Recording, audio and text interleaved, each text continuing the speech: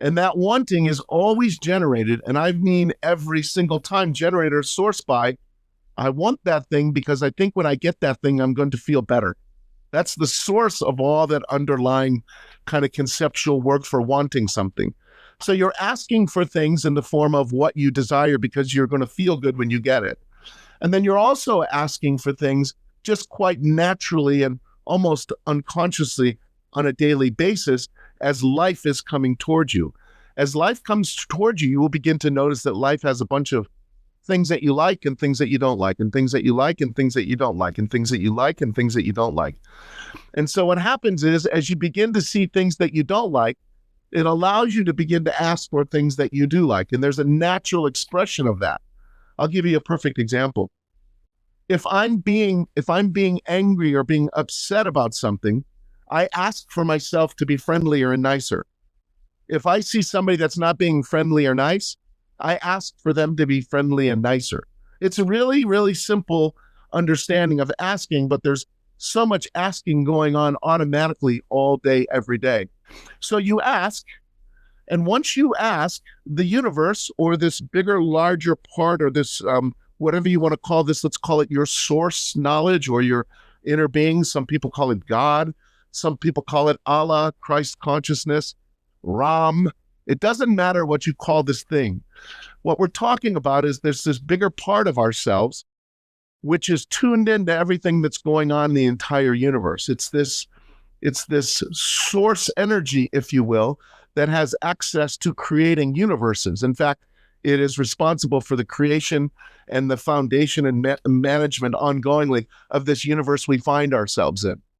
And so that part of ourselves, when you ask for something, becomes that thing immediately. The minute you ask simultaneously, that part of you becomes that thing. And the game then becomes for you to move yourself thought by thought, feeling by feeling, into becoming that person that would be experiencing that manifestation that you've asked for. So it's really, when you talk about the journey of manifestation or how my thinking becomes my experience that I can interpret with my senses and my friends can see it and my girlfriend can see it as well, is that you ask for it, it becomes as a possibility in the universe, in the non-physical universe, and then it's just a game of you getting your vibration to being a match for the guy that has that thing that you've been asking for. So if you think about it like this, is when you ask for something, you're asking for it because you don't have it. And it becomes available immediately. And one of the questions that people have is, how long is it going to take for me to learn how to manifest things? Well, it's going to take as long as it takes for you to ask for it and then become a vibrational or an emotional match for the guy that has it. And when I say the guy that has it, I just mean there's a future present tense version of yourself that has the thing that you've asked for. Your journey is to meander over to him and become a vibrational or emotional match for him. So then things can start to flow into your experience for you to experience. And I will say this, it's a process that happens over time. And one of the things that's extremely powerful to understand here is that as you're asking for things, there's a lot of momentum that's been moving in a certain direction. There's been a lot of thoughts that have been attracting like and similar thoughts that, have you going in a certain direction. And that doesn't just, and I'm not saying it can't, I'm just saying it doesn't happen typically overnight.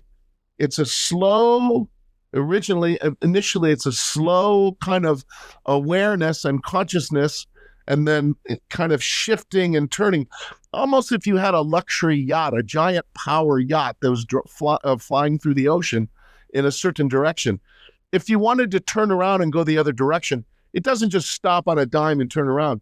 It turns around. It takes a little bit of time to shift it and move it.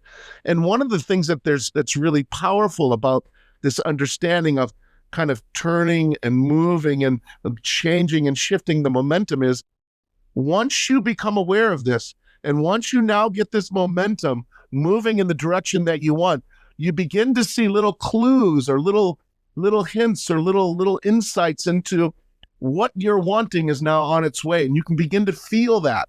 And what that does is for a human being is it starts to build more faith and more confidence and more, oh man, that thing that I've been asking for, I can now start to kind of feel and sense and see little bits of it, I can see just a little clip of it, and I get evidence that it's coming towards me. So it's asking, and then it's moving yourself into the vibrational frequency or emotional way of feeling that matches the person that has it.